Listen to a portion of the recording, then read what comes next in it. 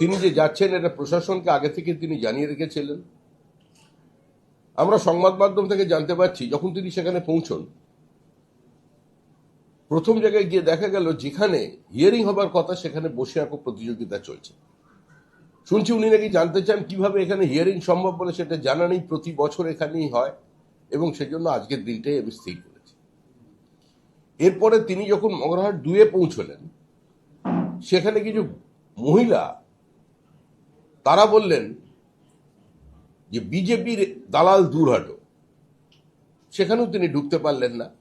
আর স্বাভাবিকভাবে বোঝা যাচ্ছে যে হিয়ারিং এর নামে, এসআইআর এর নামে পশ্চিমবঙ্গে কি চলছে। তৃতীয় একটি জায়গা প্রশাসনকে সেটা জানানো ছিল না। তিনি যখন পৌঁছলেন তখন সেখানে দেখলেন এ ধরনের প্রতিরোধ করবার মতো বা এ জাতীয় সংবিধান বিরোধী স্লোগান দেবার মতো কেউ সেখানে নেই। সেখানে হিয়ারিং এর কাজ কিছুটা চলছে। এইটাই হচ্ছে পশ্চিমবঙ্গের বর্তমান চিত্র। সাধারণ মানুষকে ভীত সন্ত্রস্ত করে সম্পূর্ণ এই ভোটার লিস্ট শুদ্ধিকরণের প্রক্রিয়াকে তৃণমূল কংগ্রেস আটকে দিতে চাইছে। আমরা দলের পক্ষ থেকে বলছি, যদি সম্পূর্ণ এসআইআর না হয় তাহলে নির্বাচন করা যাবে না। এসআইআর কে শেষ করতে হবে। হিয়ারিং কে একদম শেষ দিন পর্যন্ত টেনে নিয়ে যেতে হবে। এভাবে বিভিন্ন জায়গায় বিভিন্ন তৃণমূল কংগ্রেসের নেতা, বিধায়ক, মন্ত্রীরা যেভাবে এই প্রসেসকে বাধা দিচ্ছেন, যেভাবে তারা যে কোনো মূল্যে হিয়ারিং বন্ধ করবার চেষ্টা করছেন তাদের জালিয়াতিকে ঢেকে রাখার জন্য, এই তাহলে সেটা যদি নির্বাচন কমিশন শেষ করতে না পারে, আমরাও প্রয়োজনীয় ব্যবস্থা নেব পশ্চিমবঙ্গে, তাহলে নির্বাচন হবে না। এরপরে যদি নির্দিষ্ট তারিখে নির্বাচন না হয় তার জন্য দায়ী থাকবে তৃণমূল কংগ্রেস। আজকে হুমায়ুন কবির বলেছেন পশ্চিমবঙ্গ এখন দুই ভাগে বিভক্ত হয়ে গেছে, একদিকে মুসলমান একদিকে হিন্দু। আমি মোল্লাদের নেতা, আমি মুসলমান ভোট পাবো। আমি মোল্লাদের নেতা, আমি মুসলিম ভোট পাবো। হ্যাঁ, হিসাব ঠিকই বলছেন। তো তৃণমূলের বি টিম, তৃণমূল থেকে মুখ্যমন্ত্রী, উনি উপমুখ্যমন্ত্রী। কারণ সংখ্যালঘুরাও তো এখন তৃণমূলের বিরুদ্ধে। সংখ্যালঘুরা বকটুয়ে জীবন্ত পুড়ে মারা যেতে দেখেছে মহিলা শিশুদের। মরছে মুসলমান, মারছে মুসলমান। পরিস্থিতি তো এটাই। সংখ্যালঘু গ্রামগুলোতে আগুন জ্বলছে, তার জন্য দায়ী তৃণমূল কংগ্রেস। এবং প্রত্যেক ক্ষেত্রেই মৃতের পরিবার বলছে যে হত্যা অন্য কেউ করেনি, যারা করেছে তারা তৃণমূল কংগ্রেসের। তবে সেই জায়গায় তৃণমূলের একটা প্ল্যান বি, যে আমরা দখলদারি করে লুটতরাজ করে যদি ভোটে জিততে না পারি তাহলে পশ্চিমবঙ্গকে যারা পশ্চিম বাংলাদেশ বানিয়ে একটা ধর্মান্ধ মৌলবাদকে রাজ্যে নিয়ে আসছে, সীমান্তবর্তী জেলায় ডেমোগ্রাফি চেঞ্জ করে দিয়ে, তাদের থেকে জিতবে, তারপরে সরকার হবে।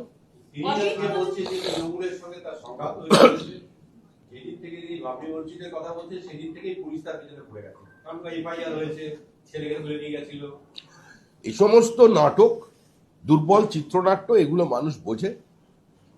হুমায়ুনই তৃণমূল, তৃণমূলই হুমায়ুন, হুমায়ুন তৃণমূলের বি টিম।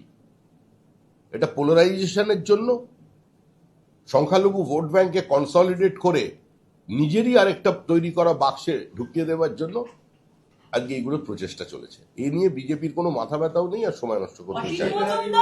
অসিত মজুমদার আজকে গেলেন এবং তিনি এসআইআর এর যে হিয়ারিং পর্ব সেটা আটকালেন।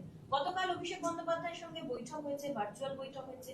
তারপর অসিত মজুমদার হোক বা ভাটপাড়ার কাউন্সিলর, একাধিক জায়গা থেকে অভিযোগ আসছে এবং তারা বলছেন তাদের দলের বিএলএ টুকে যদি ওখানে অ্যালাউ না করা হয় হিয়ারিং প্রসেস তারা হতে দেবে। একটু জুড়ে দেবো, আজ তৃণমূল কংগ্রেসের প্রতিনিধি দল নির্বাচন কমিশনে গিয়ে বলেছেন গণতান্ত্রিক অধিকার রক্ষা করতে গিয়েছিলেন এই অসিত মজুমদার।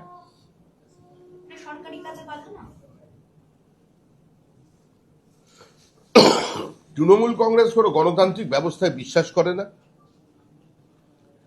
একমাত্র প্রথমে, আমি জানি না এখন বলছেন কিনা, সৌগত রায় এই এসআইআর কে স্বাগত জানিয়েছেন। তারপরে সংবিধানের শপথ নামে একজন প্রশাসনিক প্রধান, রাজ্যের মুখ্যমন্ত্রী, যে ভাষায় যেভাবে নির্বাচন কমিশনকে আক্রমণ করে চলেছে তা নজিরবিহীন। পশ্চিমবঙ্গের সঙ্গে আরো 11টি রাজ্যে এসআইআর প্রক্রিয়া চলছে, বিহারে এসআইআর প্রক্রিয়া চলেছে। সেখানকার মূল বিরোধী দল আরজেডি তারা সাধ্যমতো অংশগ্রহণ করেছে। সেখানে সম্পূর্ণ স্বচ্ছ ভোটার তালিকার মধ্যে দিয়ে নির্বাচন হয়েছে। তৃণমূল সব জায়গায় প্রচারে চলে যায়, কিন্তু ওখানে যায়নি, হাওয়া বুঝতে পেরেছে। এখানেও বুঝতে পেরেছে যে সময় আসন্ন।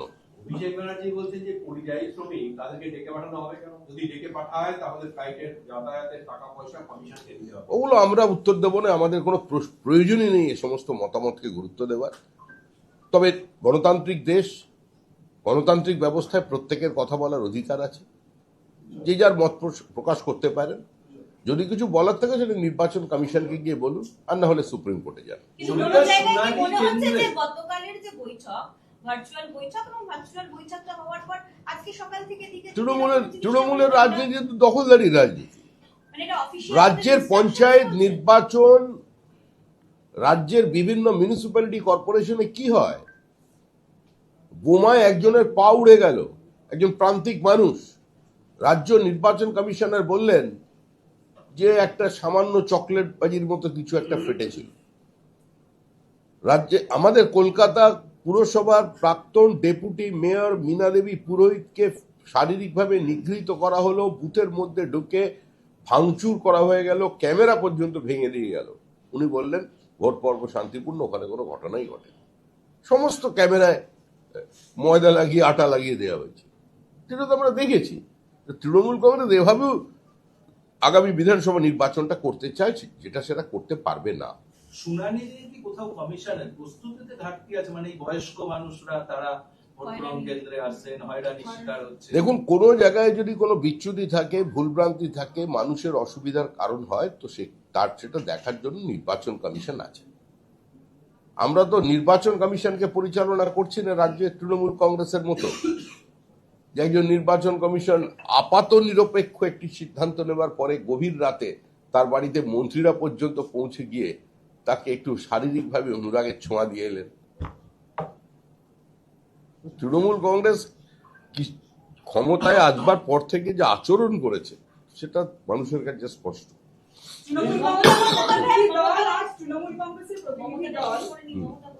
তাড়াতাড়ি শেষ করো। দল আজ নির্বাচন কমিশনে গিয়ে বলছেন বিএলএ 2 দের হিয়ারিং এ থাকতে দিতে হবে, সকল দলের বিএলএ 2 তে থাকতে দিতে হবে এবং মৌখিক নির্দেশ নয় লিখিত নির্দেশ চাইছেন তারা। সেটা নির্বাচন কমিশন বুঝবে।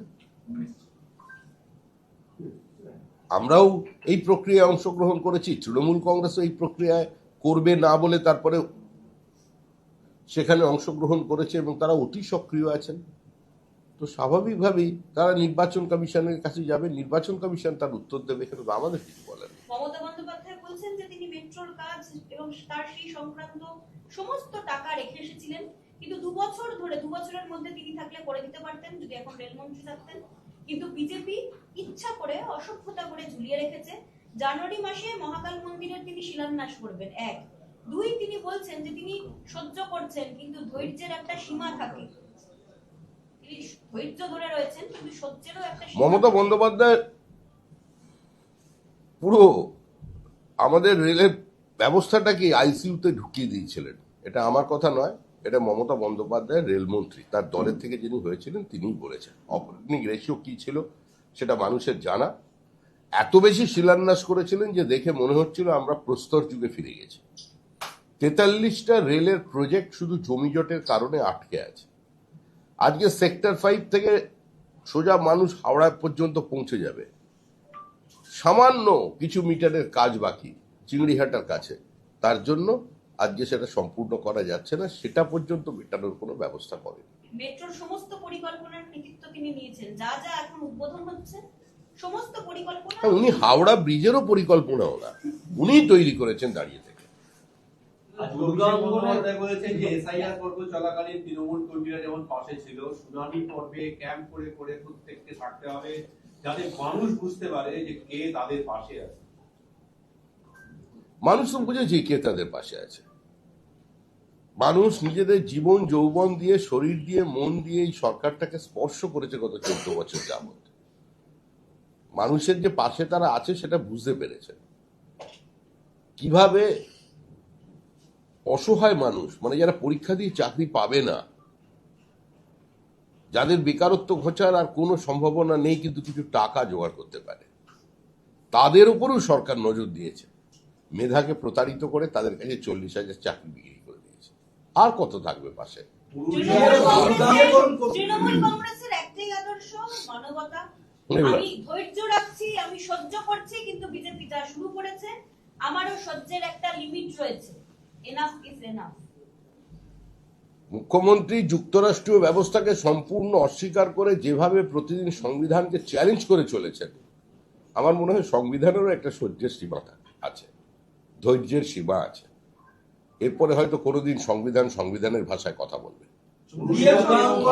শিলান্যাস করেছে মমতা বন্দ্যোপাধ্যায়, প্রচুর মন্দির কি কি করেছে সরকার, তার খতিয়ান দিচ্ছেন, সংস্কার, মানে কোথাও কি হিন্দুত্বের আবেগকে তুলে ধরার চেষ্টা করছেন?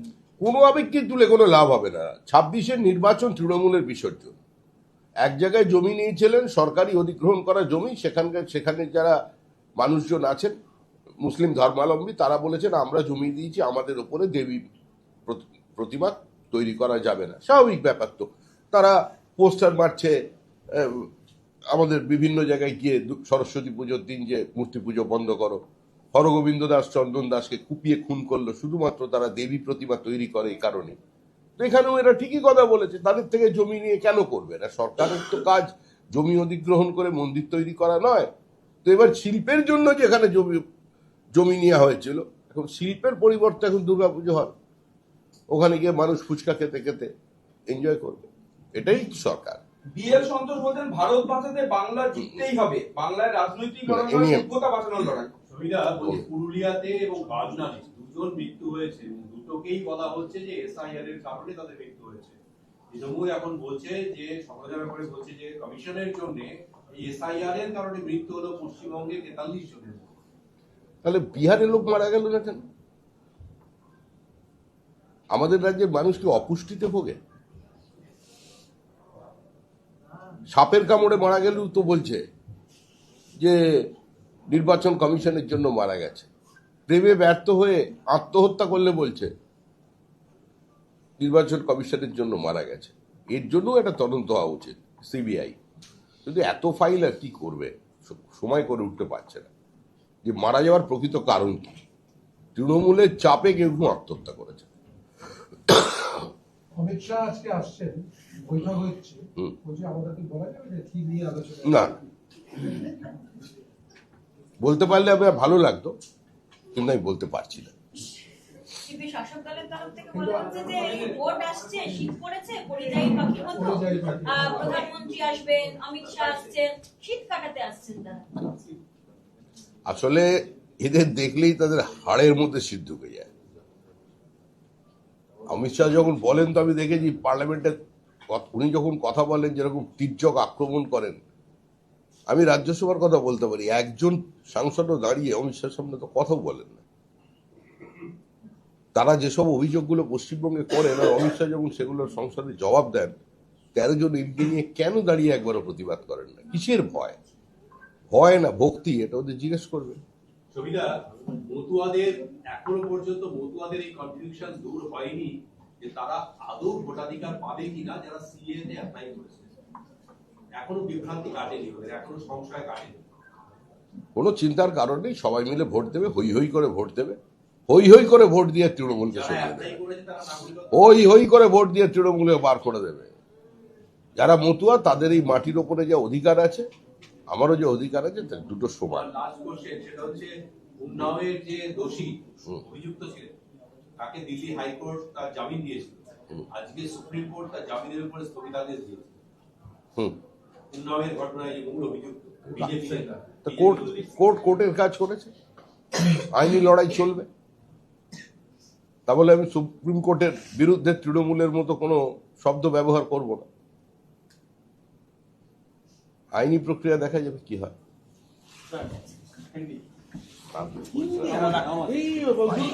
দুর্গামন